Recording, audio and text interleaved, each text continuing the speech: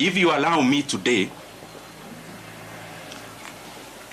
I called you in this particular office because you have come here before, most of you, in terms of coverage of budget making process. And I called you specifically here because that is actually the agenda. The agenda is that there have been changes, and I felt convinced within myself that given the pivotal role the position held in the workings of our country, in the workings of our nation, in the workings of our various government agencies, development, and every other thing, and because whatever we were doing, I was also updating you regularly, I thought it was important that I call you the way I have done, so that the things we've been reading and the things we have been seeing, I can clarify a few of them and also give my voice on it. And therefore, without wanting to be diplomatic, I also know that is what you came for, because you knew if it was about politics, I would have called you somewhere else. And therefore, I'll only talk about that matter. And I also know that there are expectations of people on what we should say, when, and how. I get messages every day on what I should do and how I should do it. And it is not the appropriate time today for me to talk about those other things. And I am saying it in good faith because that is what we had planned to do. And I have only clarified because in the time I've been a politician, I know there is what you say, but there is also work to be done in terms of coverage. There is also what you may want to report. And that is given because that is the work of a media house. So I've clarified that so that I'll be open to a few questions afterwards. But I just highly request, I am here as a Kenyan. I speak when I want to speak. I know we have interacted in many forums. We know each other person's character in terms of where they need to invoke courage, where they need to invoke whatever they need to say. And I know for sure, I'm not shy to say anything that I feel I need to say. So whatever I may live and say today is basically based on the fact that the reason I called you is the one I'll talk about. And as I start, I first of all want to be very grateful. Myself, personally, for the chance I have had to serve the Kenyan people in the position of the chairman of the Budget and Appropriations Committee in the National Assembly. As you know, and you have interacted, that has been my designation. And that is work we did with a lot of dedication. And I am grateful for that opportunity. I am also very grateful to have interacted with many people as I serve as the chairman of the Budget and Appropriations Committee. Of course, working with the Honorable Mary Amase, who was the vice chairperson, and all the other members, all the other 25 members, incorporating myself and the vice chair who make us 27. I am truly grateful for that chance. That chance of serving as the chairman of the Budget and Appropriations Committee made me understand many things that I scarcely understood before.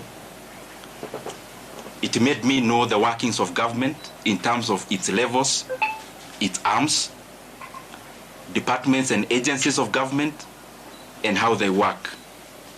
And therefore, as much as it was work, it was also a profound learning experience that I am truly grateful for. I am also thankful for the fact that I had trained as an economist some many years back in KU. And when I got the chance to serve as the chairman of the Budget and Appropriations Committee, I had the first-hand learning of how macroeconomic parameters relate with each other. I was able to first-hand experience the things I was learning, and therefore it was also a continuation of a learning experience, and especially in regards to many macroeconomic factors, how inflation is affected by interest rates, how interest rates affect private enterprise, and many other economic parameters that we hear, but they are also far-reaching in terms of how we live, and they are also far-reaching in terms of what our country becomes. And by the way, out of that experience, in the year 2023, I realized I also needed to upgrade a little bit, because I singularly found that our country, yes, have many challenges, but the overarching challenge that we face as a country are economic challenges in nature. And given the chance I was serving in as the chairman of Budget Committee, I decided to also go back to school. I actually started pursuing 2 master's degrees together. One in KU, Master of Economics in Public Policy, and the other one in the University of Nairobi, that is Masters of Arts in Economics. And I've been pursuing those from 2023, attending class physically, where I needed to attend physically, and those who offer online, also attending class online, and by the way, as a student, not as an MP. And I decided to do that because I also wanted to deepen my knowledge in the economic platform. And the more the reason, I made it my duty to listen in terms of attendance, and also to participate in any other participatory issues that I needed to do as a student. Now doing the projects, both of them together, and by the grace of God, I may graduate this year. I am not talking about myself when I talk about going back to school. It is basically because the motivation of pursuing those 2 actually came out of quest to know better, so that the decision I continued to make are optimal, objective, and especially based on things that then would make our country move forward, especially given the pivotal position which I was serving in. And if you look at this table around here, these 2 shelves is actually classwork. All this you see around here, these are issues around classwork. And I was doing it again, and I'm repeating, because I thought and I still believe even now that it is important that even as we serve in our specific capacities, that we continue to also develop ourselves, to sharpen ourselves, so that we can be making more efficient decisions as leaders.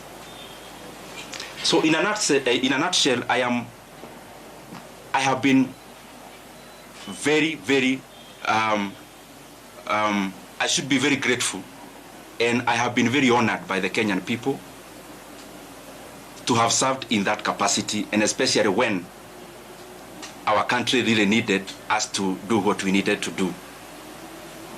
Just as snapshot of, so that you understand where I'm coming from. This position is very involving, and I am sure many of you have covered us before. Sometimes sleeping in this office, leaving here very early in the morning. Not just myself, also the members of the members we were serving with. But it was also an experience also to learn and know Kenya. There are things we used to do called public participation, where we would choose We started with 12, we ended up with 20 counties every year, where we would allocate some retro money, actually 100 million per county, and we would then go there to ask Kenyans what they would prefer that we prioritize. The last one, I was privileged to actually travel all the way to Madeira and interact with the people of Madeira, and I am glad that I have had many of such experiences to also relate what we do on the table and how that is far-reaching and how that affects the lives of the Kenyan people.